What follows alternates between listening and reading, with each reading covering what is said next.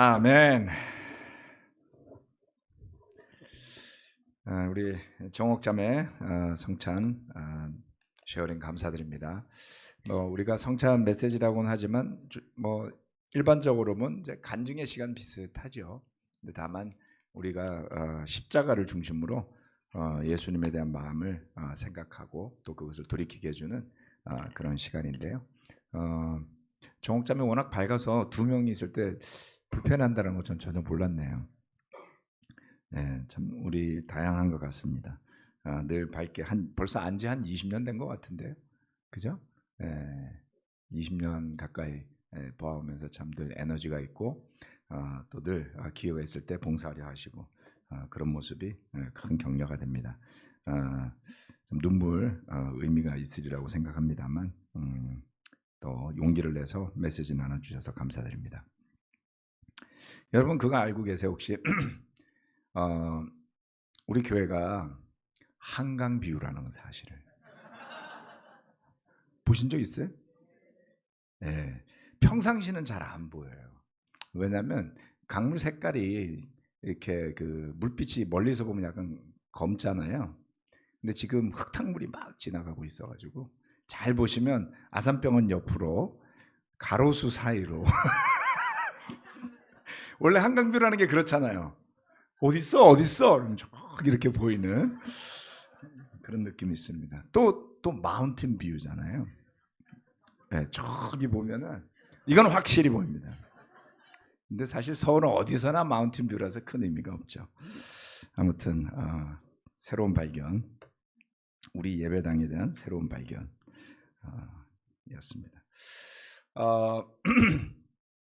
8월 우리 주블리를 계획하면서 작년하고 또 좀 느낌이 다르네요. 작년에는 7월 달에 워낙 굵직굵직한 일들이 많아서 7월 달에는 생각할 여유가 별로 없었고 그럼에도 불구하고 여름에 우리 결혼부 수련회가 정말 은혜롭게 좋은 시간이 되었잖아요. 이번에는 좀 미리부터 준비도 하고 있고 계획도 하고 있고 그러다 보니까 오히려 또 좀 더 다른 기대가 되는 것 같습니다. 거의 대부분 다 등록하셨더라고요. 다 등록하셨고 지금 우리 교회 멤버들보다 더 많이 가는 것 같은데요. 가족 멤버들도 오고 또 친구들도 오고 해서 기대가 많이 되는 주불리입니다. 또 다음 주에는 우리 희원 형제가 주관해가지고 장기자랑, 호프 자선 기금 마련 장기자랑 이런 거 예배 끝나고 하는 거죠? 네, 기대가 됩니다. 지금 6팀 했다고 하고 오늘까지 등록 신청 마감이라고 하는데 그런 게 은근히 저걸 왜 하지? 라고 생각하다가 가보면 재밌어요. 작년 수련회 오셨던 분들 우리 그 댄스 배우는 시간이 있었잖아요. 그죠? 그 무슨 댄스였죠? 훌라 댄스였어요. 그래서 웬 훌라 댄스 그랬는데 굉장히 재밌었습니다. 그래서 올해도 한번 하면 어떻겠냐 그랬더니 힘들어서 못 하신대요. 그러니까 얼마나 열심히 준비했는지 아시겠죠? 예. 아무튼 즐겁습니다. 호프 자선대회도 하고 그리고 이제 8월에는 황금 연휴의 시간에 황금 휴가의 시간에 주불리를 계획합니다. 자, 오늘 설교 말씀은 깨어있으라입니다. 어제 제가 저희 부모님 댁에 잠시 다녀오는 길에 이발소가 있길래 들러서 머리카락을 잘랐습니다. 근데 제가 책을 보다가도 잘 졸고요. 수업 시간에도 잘 졸고요. 성경 보다가도 잘 조는데 특별히 빠지지 않고 조는 시간이 머리 깎을 때예요. 네, 머리 깎을 땐 정말 굉장히 잘 졸거든요. 그래서 이분이 이발사께서 진짜 이발소 이렇게 돌아가는 이발소 있잖아요. 그런 데였어요. 어떻게 잘라드릴까요? 그래서 제가 적당히 손질해 주세요 그랬더니 그렇게 말하면 어떡해요? 그래서 이렇게 귀가 덮여 있으니까 귀를 보이게 해드릴까요? 그래서 네, 그럼 귀 보이게 잘라주세요. 그러고서는 기억이 없습니다. 그 눈을 떴더니 이분이 5인분은 자른 것 같아요. 계속 조니까 힘들었나 봐요. 계속 잤어요. 머리를 깎고 났는데 개운해요. 자다가 깨가지고 어머니 보시더니 머리를 어떻게 그렇게 깎았니? 제 와이프가 보더니 어디서 깎았어? 깨어 있어야 됩니다, 여러분. 이만큼 깎을 줄은 몰랐어요. 귀 보이게 깡다름 이렇게 해서 좀 손질해 줄 줄 알았잖아요. 눈 뜨고 보니까 이게 스포츠 머리는 아닌 것 같고 적당히 깎아 주신 것 같았어요. 네, 깨어 있어야 됩니다. 자, 그런 의미에서는 깨어 있는 설교를 하겠습니다. 마태복음 24장 36절로 42절. 그러나 그 날과 그 시각은 아무도 모른다. 하늘의 천사도 모르고 아들도 모르고 오직 아버지만이 아신다. 노아의 때와 같이 이 인자가 올 때도 그러할 것이다. 홍수 이전 시대 노아가 방주에 들어가는 날까지 사람들은 먹고 마시고 장가가고 시집가며 지냈다. 홍수가 나서 그들을 모두 휩쓸어 가기까지 그들은 아무것도 알지 못하였다. 인자가 올 때에도 그러할 것이다. 그때 두 사람이 밭에 있을 터이나 하나는 데려가고 하나는 버려둘 것이다. 두 여자가 맷돌을 갈고 있을 터이나 하나는 데려가고 하나는 버려둘 것이다. 그러므로 깨어 있어라. 너희 주님께서 어느 날에 오실지를 알지 못하기 때문이다.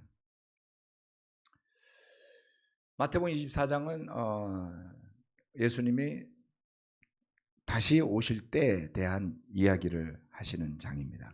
이 내용을 우리가 아주 다 잘 이해하기는 굉장히 어렵지만 핵심적인 메시지는 이해할 수 있을 것 같습니다. 깨어 있어라. 갑작스럽게 주님이 오신다고 뭐가 문제가 될까요? 네. 그렇게 되면 좋지 않을까요? 이 세상에 가득 찬 불의와 죄와 잘못된 것이 심판을 받고 하나님의 올바른 정의가 세워진다면 좋을 것 같아요. 그런데 준비를 하지 않은 사람들은 그 심판날 멋대로 산 대가를 치르게 된다라는 것입니다. 이 구절들이 이야기하는 바는 사람들이 살아왔던 삶에 대한 이야기를 하고 있죠. 노아의 때와 같이 라고 예를 들었습니다.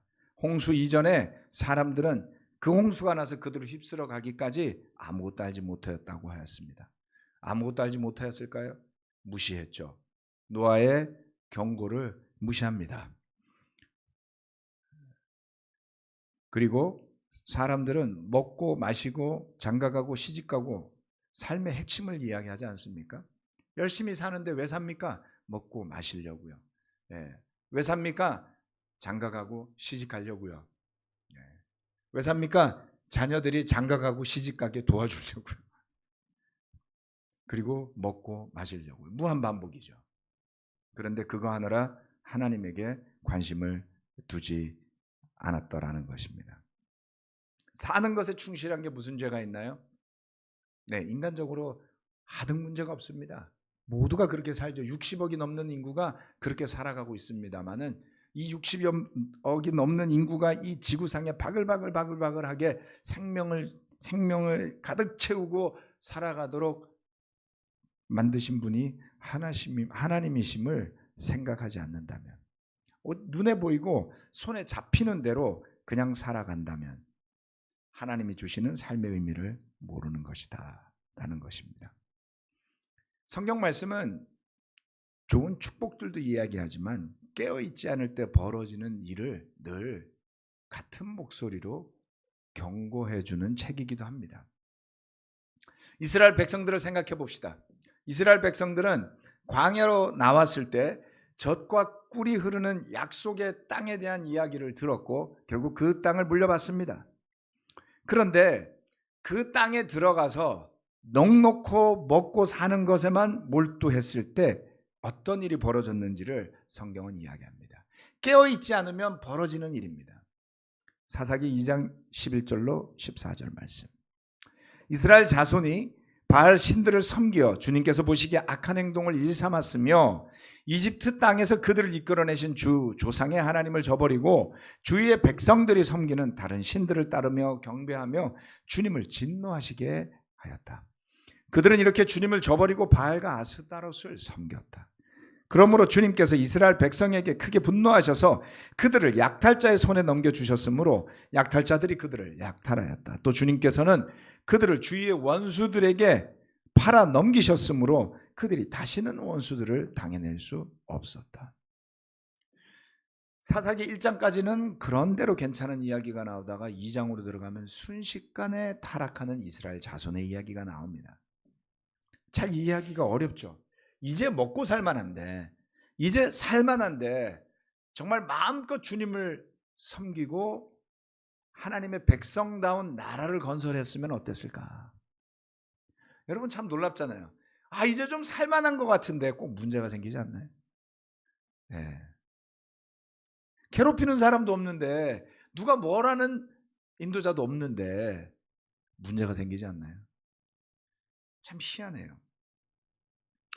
이스라엘 백성들의 모습을 보면 더 이상 그들을 괴롭히는 이집트의 주인들도 없고 파라오도 없고, 그렇죠?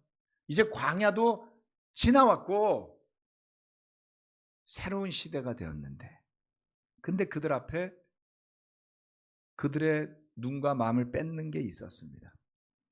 단순하게 이야기했을 때 그 땅에 남아있던 가나안 사람들의 종교와 문화라고 생각할 땐 거리감이 좀 있죠. 여기에 보면 바알과 아스다롯이라고 했는데, 여러분 바알과 아스다롯이 별로 그렇게 마음에 와닿지 않을 거예요. 그죠? 그리고 그 가나안 사람들, 남은 족속들, 블레셋 사람들 이야기가 자주 나오는데 그게 도대체 뭔지 확 와닿지는 않을 거라는 겁니다. 그런데 몇 가지의 자료들을 여러분께 보여드리겠습니다. 이스라엘 백성이 왜 거기에 혹했는가? 우리라면 안 할 수 있을까? 라는 겁니다. 이스라엘 백성들을 혹하게 했던 바알과 아스다롯을 섬기는 핵심 도시들이 있었어요. 블레셋의 5도시라고 부르는 곳인데, 가사, 그 다음에 아스돗, 에글론 이런 도시입니다. 가드 이런 데인데, 그 중에 한 도시는 아스글론이라는 도시예요.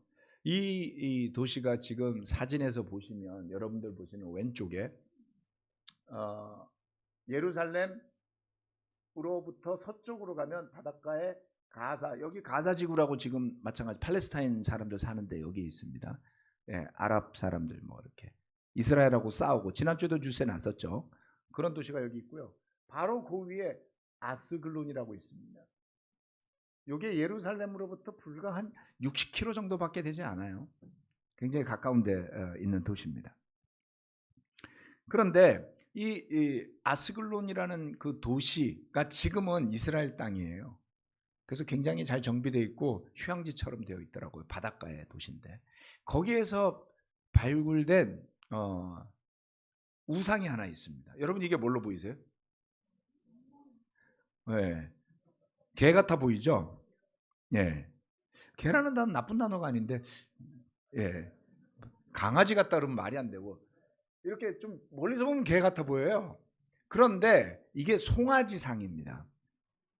그래서 뒤에 보이시는 이 항아리가 뭐냐면, 이 송아지가 들어있는 작은 신전인 거예요.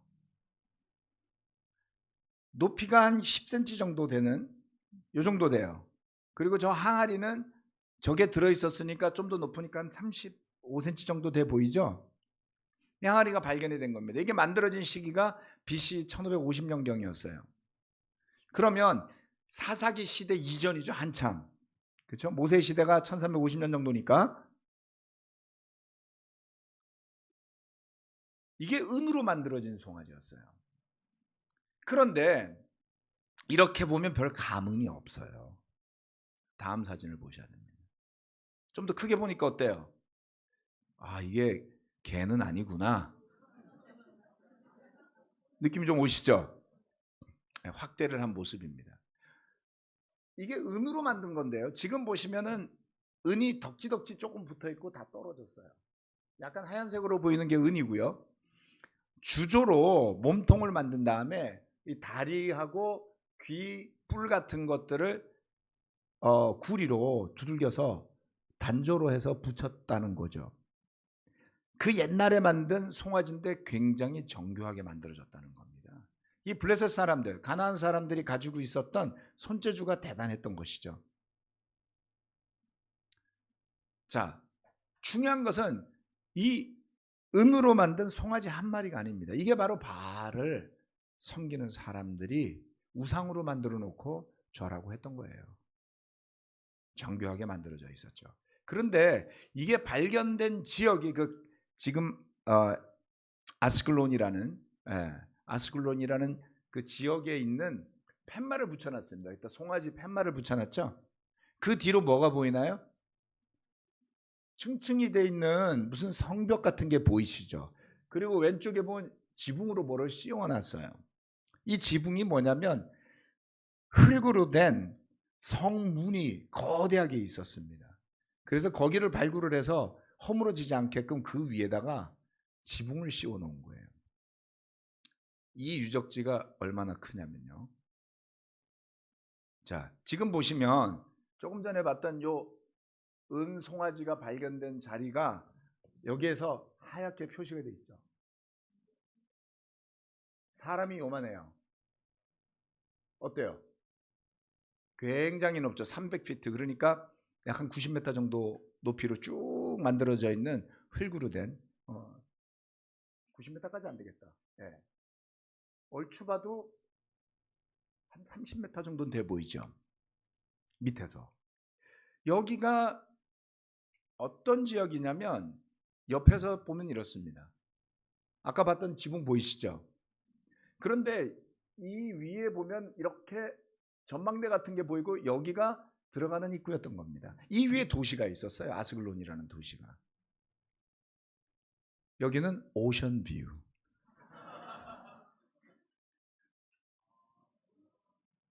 멋지죠? 조금 전에 봤던 자리가 어디냐면 여기입니다. 여기에 이렇게 둘레로 반원형으로 되어 있잖아요. 여기가 낮은 자리예요. 그리고 이 아스글론이라는 이 땅은 솟아 있는 겁니다. 위로. 저렇게 솟아 있어서 외부로부터 침입을 막아주고요. 그리고 이 위에서 살면서 생활을 했던 것이죠. 그래서 그 아스글론 지역에는 오션뷰 상가거리가 있었어요. 커다란 항아리들도 발굴되고요. 그 항아리 안에는 올리브유와 각종 기름들을 짜서 기름을 팔고, 그리고 또 큰 항아리에는 포도주가 담겨 있고, 다양한 항아리를 파는 가게, 음식물을 파는 가게, 이러한 것들이 바벨론이 들어와서 나중에 유다를 멸망시키잖아요. 그 시절에 아스글론도 완전히 멸망당하는데 그때까지 상업이 번성할 정도로 지속되었던 바닷가의 상업 도시였던 겁니다.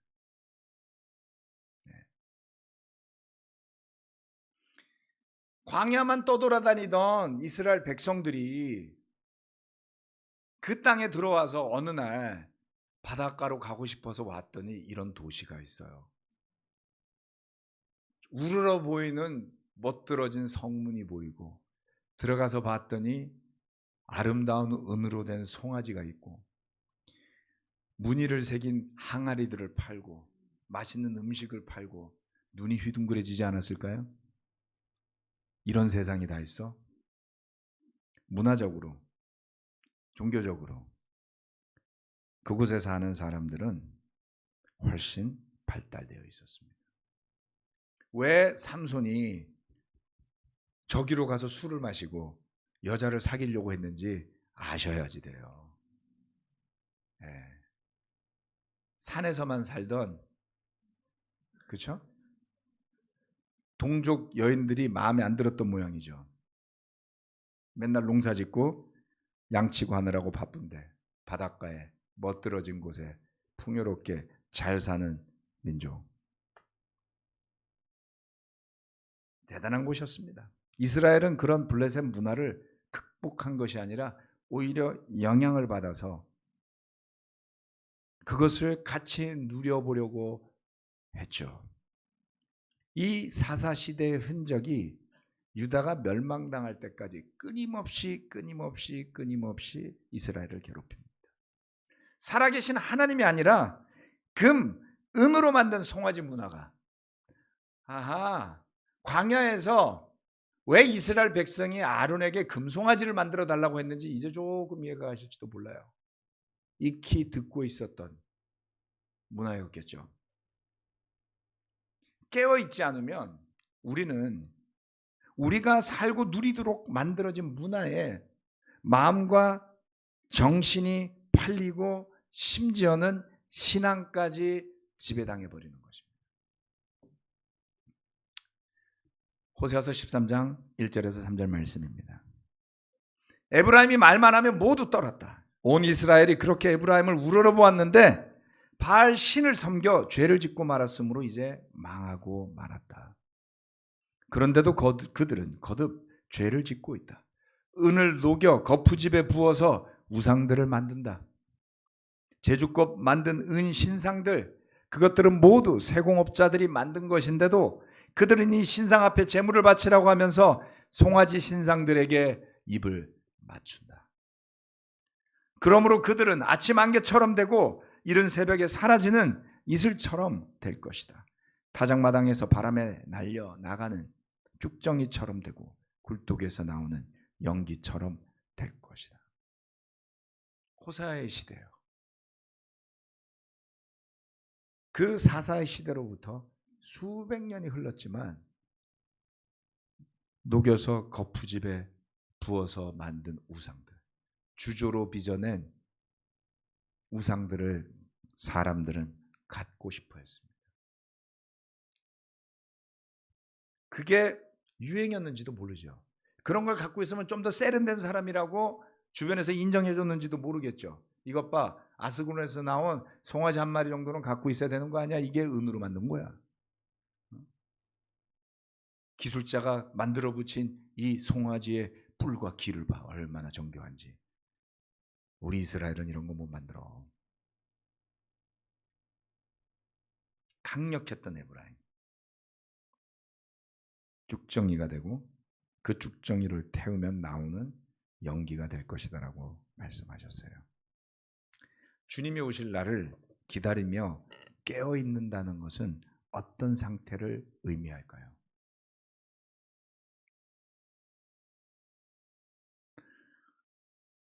이 깨어 있는 상태를, 완전한 깨어 있는 상태,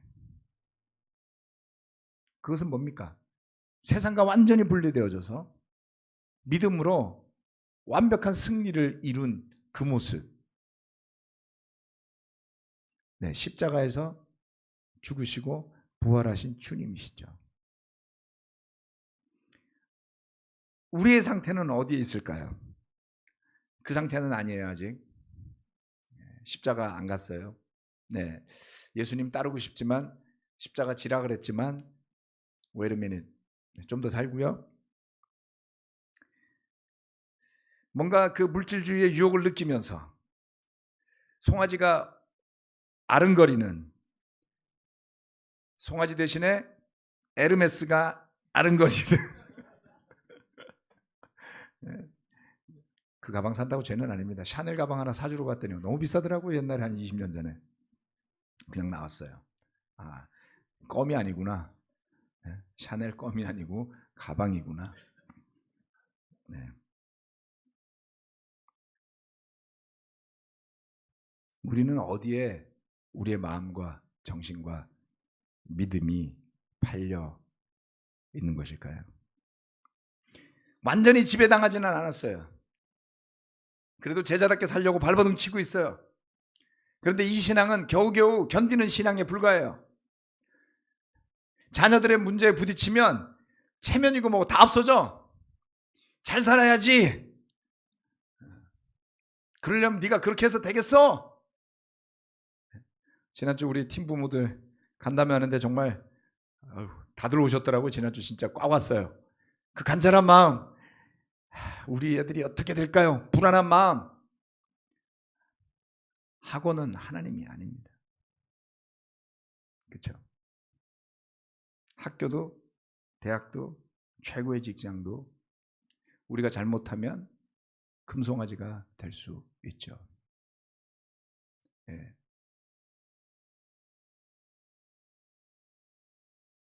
완벽한 신앙의 상태와 겨우겨우 견디는 신앙의 그 스펙트럼의 어디엔가 저와 여러분이 있지 않을까요? 여러분, 이 밑으로는 가지 마세요. 날마다 우리에게 주어지는 선택들이 있는데요. 그래도 보다 나은 믿음의 선택들을 할 수 있어야 됩니다. 보다 나은 믿음의 선택을 하지 않으면 밑으로 내려가고 밑으로 내려가고 밑으로 내려가게 된다는 것입니다. 우리 이제 두 아들이 헬스를 열심히 하거든요. 이제 모이면 이제 몇 킬로 드냐 이렇게 물어보죠. 네, 몇 킬로 들어? 뭐 70킬로 겨우 들어요. 작은 아들은 등치가 크니까 저는 한 80 몇 킬로 정도예요. 근데 여러분, 운동하러 가는 사람들이 절대로 안 하는 게 있어요. 늘 들던 무게보다 낮은 거 들고 운동 끝내는 거예요. 이게 이제 무슨 말인지 안 해보신 분들은 모르겠지만, 내가 평소에 60kg를 들면 65kg를 들어보려고 노력하죠. 1kg라도 더 얹어야 돼요. 들 수 없을 만큼 끝까지 들고 그 다음에 1kg라도 더 얹어야지 성장하거나 유지가 돼요. 그런데 내가 60kg가 맥시멈인데 오늘 피곤하니까 55kg만 해야지 이럴 때가 있거든요. 네. 제가 한 75kg까지 들어봤어요. 80kg까지 들어봤어요. 근데 80kg 계속 들면 관절이 나빠지겠다. 75kg 맥스. 근데 이게 컨디션이 나쁜 날은 못 들어요. 그래서 그날은 그냥 70kg까지만 하자. 근데 계속 70kg만 하잖아요. 70kg를 못 들어요. 근데 그게 아니고 오늘 피곤한데 그냥 65kg까지만 해야지. 그 다음에 갔더니 더 피곤해요. 오늘 64kg. 그 다음에 갔더니 75kg 들라니까 못 들겠어. 큰일 나겠구나. 오늘은 60kg. 이러면요, 이건 정말이에요. 근육이 계속 빠지면서 점점점 줄어요. 시간의 문제예요. 무슨 말이냐면 보다 더 나은 선택을 안 하는데 성장하지 않는데 자라지 않아요. 이게 세상에서도 있어요. 영적으로는 그럴까요? 영적으로 보다 낫고 보다 챌린징하는 선택을 안 하는데 성장한다고요? 여러분, 물질적인 것보다 훨씬 어려운 거를 우리는 이야기하고 사는 거예요. 그런데 이게 눈에 안 보인다고 막 속여, 막 속아. 헬스장은 절대 속일 수 없어요. 가서 들어보면 금방 알거든요. 그런데 우리가 그동안 어떻게 살았는지 마지막 날 딱 한 번 들어보는 거예요. 주님 오실 때. 그 자리에서 저 이거 아닌데요? 소용이 없어요. 왜요? 계속 나쁜 선택만 했는데, 계속 약해지는 선택만 하고 살았는데 마지막 날 주님 앞에 섰을 때 저 한창 때랑 똑같아요. 제 마음은 그래요. 여러분, 우리가 얼마나 자기를 잘 속이는지 아세요? 아무것도 안 하고도 되게 마음 편할 수도 있어요. 마음만 잘 먹으면. 그렇죠? 운동도 안 하고서도 건강하다고 막 생각하고 살아요. 네. 노아 시대의 사람들처럼 괜찮아. 홍수가 몰려올 때까지는. 괜찮아. 주님이 심판할 때까지는. 여러분, 완전한 신앙과 현실에서 아둥바둥되는 우리 신앙의 사이에서 어떤 선택을 할지를 고민하는 것이 저는 깨어있는 것이다라고 믿습니다. 여러분을 고민하게 하는 것이 없다면 어디가 문제가 있는 거예요.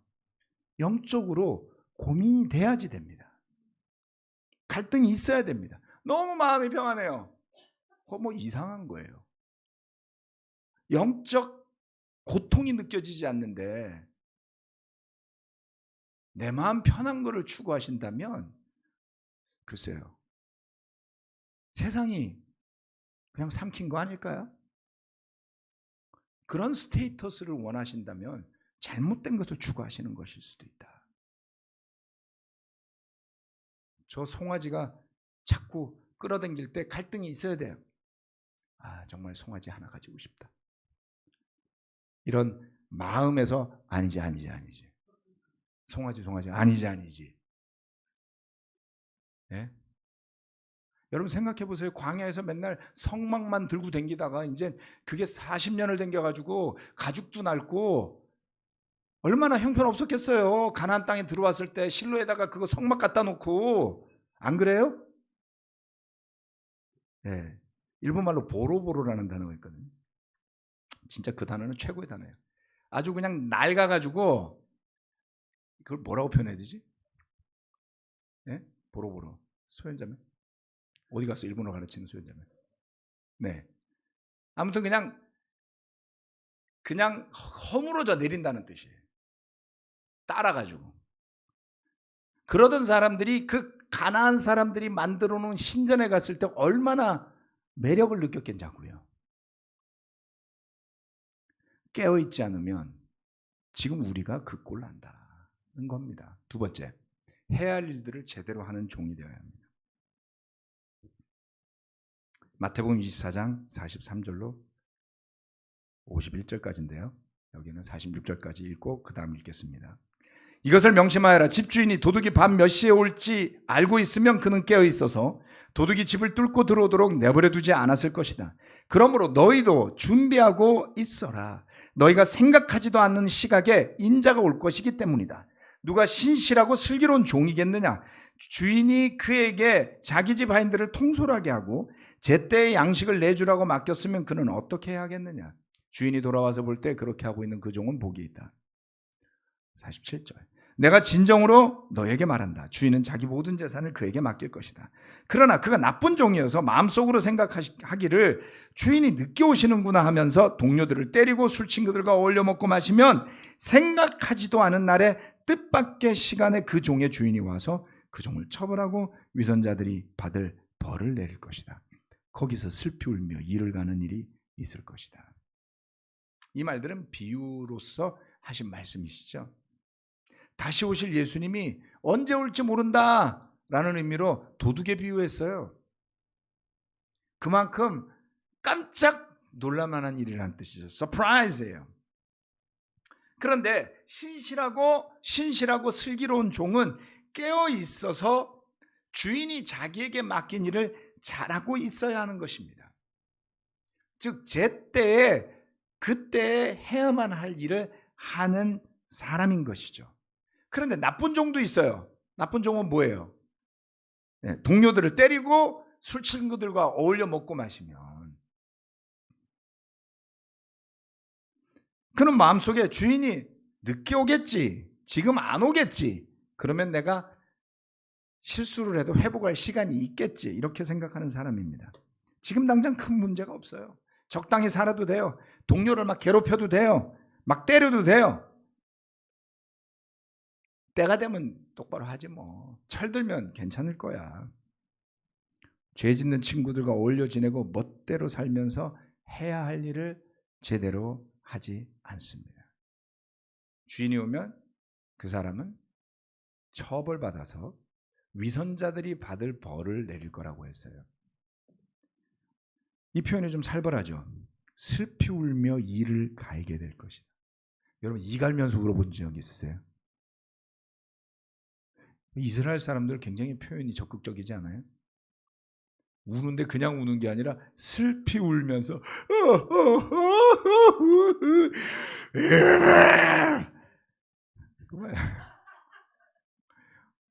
아니 저는 이를 갈아본 적이 없어요.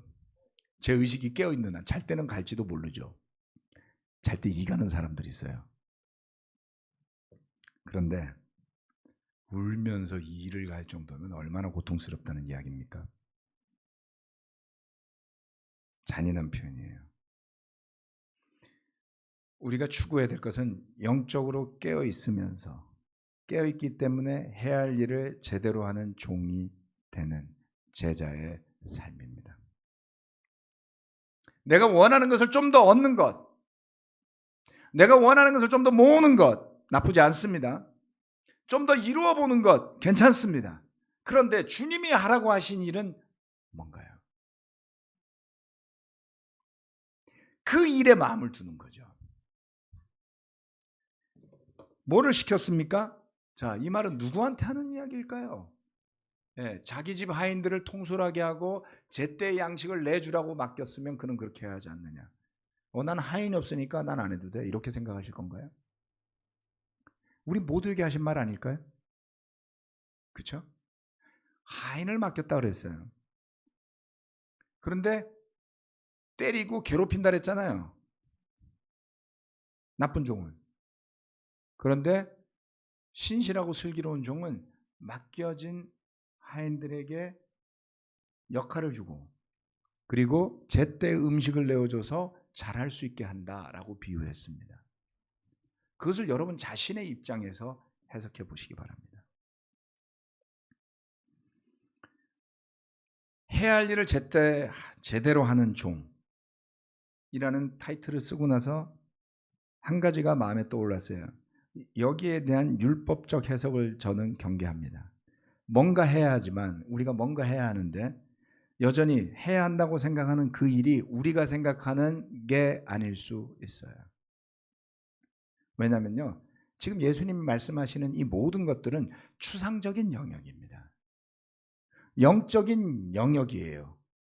비유로 설명되어졌어요.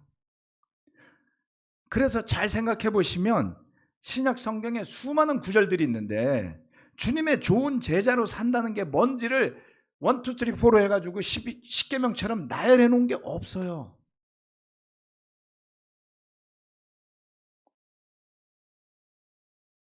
그래서 율법은 어렵다고 하면서도 쉬운 겁니다. 누가 써줬기 때문에요. 그런데 제자의 삶은 어려워요. 이 사람은 이게 좋다고 말하고 저 사람은 저게 좋다고 말하고 정말 10인 10색이에요. 교회마다 다르고 교리마다 달라요. 목회자마다 다르고 제자마다 다릅니다. 그러니 어찌 우리가 혼란스럽지 않을 수가 있겠습니까? 마음을 낮추지 않는다면. 예수님이 하신 말씀을 떠올려 보면 너무나 단순했어요. 날마다 자기를 부인하고 자기 십자가를 지고 나를 따르라고 하셨는데 그 말씀 안에 쉽게 이해할 수 있을 만한 행동에 대한 지시가 없다는 겁니다. 어쩌라는 거예요? 예수님한테 좀 따지고 싶지 않으세요? 어쩌라고요? 이게 이제 중학생쯤 되면은 애들이 부모한테는. 네?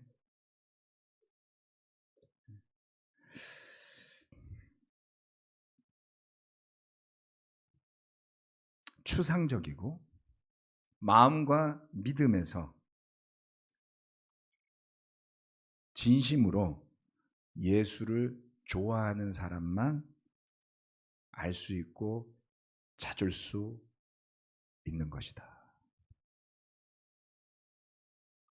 저는 예수님이 비유로 제자들한테 가르치실 때 그 시대에만 그런 거라고 생각했어요. 우리한테는 설명되어졌잖아. 우리는 씨 뿌리는 자의 비유도 알고 복음도 알고 우리는 좀 달라. 은혜의 시대에 살아. 그렇게 생각하고 살았어요. 근데 시간이 흐르다 보니까 정말 어려운 거를 너무 쉽게 생각하려고 했구나 라고 느끼게 되었습니다. 보이지도 않는 실체를 제각각 해석하면서 이게 맞을 거라고 생각하는 일이 얼마나 어려운 걸까요?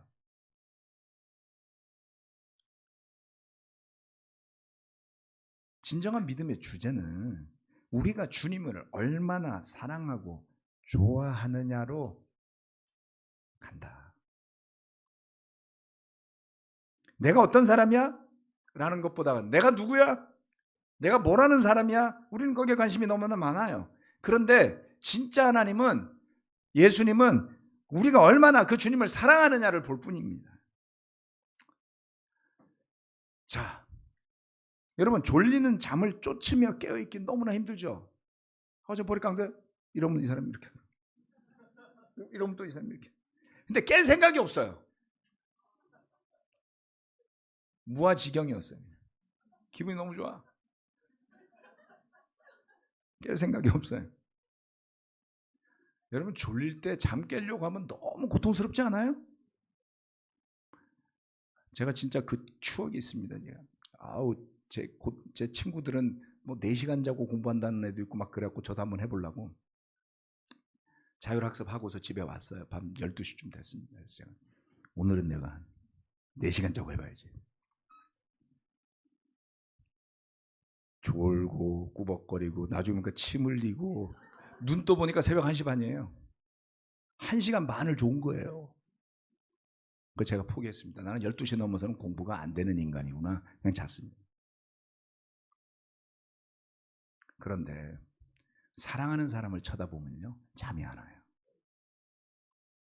네? 제가 데이트할 때 와이프를 만나면 갈 때도 잠이 안 와요. 만나고 집에 갈 땐 잠이 오더라고요. 만나러 가면 기분이 좋잖아요. 신난다. 그냥 뭐 1시간도 좋고 2시간도 좋고 그냥 가요. 만나면 그냥 그 시간이 졸립니까? 책을 봐도 졸리고. 네. 졸리는 잠을 쫓으려고 애쓰는 제자가 되기보다는 주님을 바라보면서 너무나 신나고 흥미가 있고 하나님의 나라에 대해서 알고 싶고 깨달아지면 신기하고 뭔가 그것을 서로 나눴을 때 네가 그걸 찾았구나. 나는 이걸 찾았는데. 찾은 것들이 서로 풍성해진다면 어때? 이게 맞아! 이러시지 말고 뭐 그것도 맞을 수는 있죠. 근데 저것도 맞을 수 있다니까요. 예수님이 그렇게 말한 거 아닌 것 같고 너무 그러지 마세요. 목숨 걸지 마세요. 잘 모르시면서. 네? 우리는 그냥 겸손해져야 돼요. 히브리어 성경 다 읽어봤어요? 아니잖아요. 그럼 히브리어 성경 다 읽었으면 다 아는 거라고요? 아니요. 아카디아도 공부해야죠. 쐐기 문자도 공부해야죠. 끝났어요, 여러분. 불가능해요. 저는 욕심이 있어요. 욕심이 있었어요. 70인역을 히브리어로 한번 읽어봐야, 헬라어로 한번 읽어봐야 되겠구나. 제가 히브리어로 창세기 정도는 읽었습니다. 그냥 읽은 게 아니고요. 한 줄은 히브리어, 한 줄은 영어, 한 줄은 한국어로 된 거. 그걸 다 읽는다고 알 것도 아니잖아요. 그냥 읽은 거예요. 끝이 없습니다. 그렇게 해서 100번을 읽으면 주님의 모습을 있는 대로 볼까요? 아니면 수도원에 들어가서 40일을 금식하면서 기도하면 갔다 나오면 정말 아우라가 비치는 영적인 존재로 변할 수 있을까요? 누가 그렇게 말해주면 저 하고 싶어요. 약속 있으면 그렇게 할 수 있잖아요. 근데 자격증 따는 게 아니잖아요. 이래서 진정한 제자로 사는 거 너무 어렵다. 그런데 너무 좋다. 그런 마음으로 하나님의 나라를 바라봅시다. 그죠? 네. 그러면 그것이 주님께 영광이 되지 않겠습니까? 발버둥 치는 제자가 아니라 바라보는 제자가 되기를 바랍니다. 네. 애쓰지 말고 사랑하면 되죠. 그런데 내 마음과 내 뜻대로가 아니라 주님의 뜻에 맞게 갈 수만 있다면 얼마나 좋겠습니까? 깨어있는 형제자매들 되시기 바라면서 말씀 마치고 기도하겠습니다.